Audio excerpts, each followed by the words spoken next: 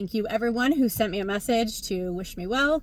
I took it really easy yesterday after getting the nerve blockers. I only had 2 client sessions and 1 event in the evening, which is a very calm, relaxed day for me.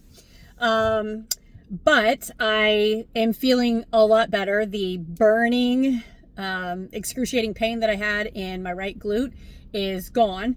So that's good. That was a success. And then the pain in my low back on the left side is fairly gone as well. It's gone, but what I'm experiencing right now is just kind of the swelling of my back.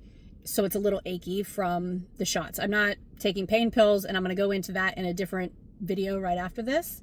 But yes, I am feeling so much better. So thank you.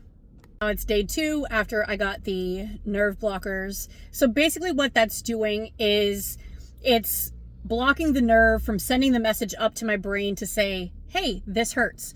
So it's something that I don't want to take pain pills. Like, I don't like the way that they make me feel. I don't like anything about pain pills. So I refuse to do that. Even after my C-sections and getting my implants out, the second I got out of the hospital for both of those, I stopped taking the pain pills just so I could feel.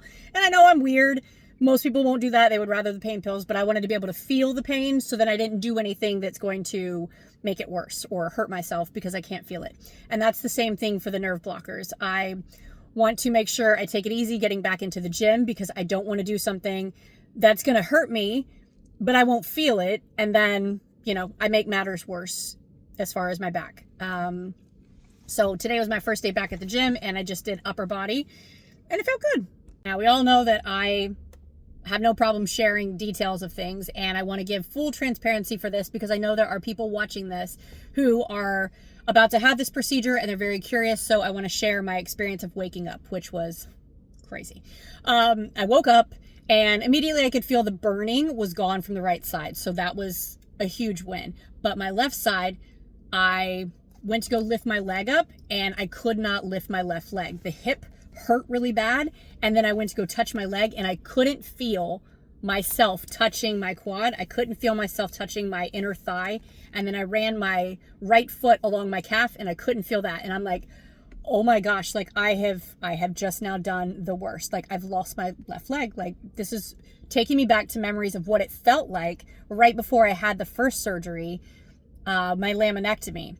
Because my legs would just go numb and I couldn't feel anything. And that was exactly what this felt like. So I was terrified waking up. And of course, I tell the nurse, I'm like, please call the doctor. Like, something's not right.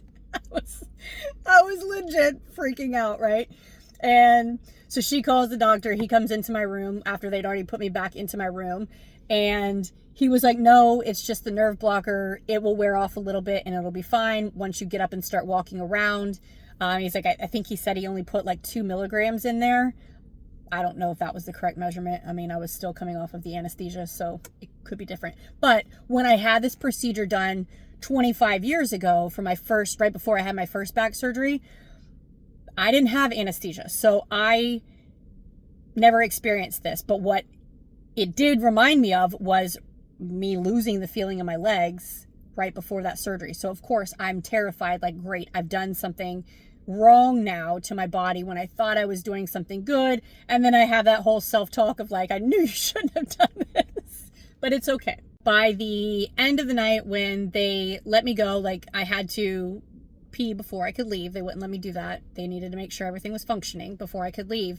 And my body was so dehydrated from having to fast all day.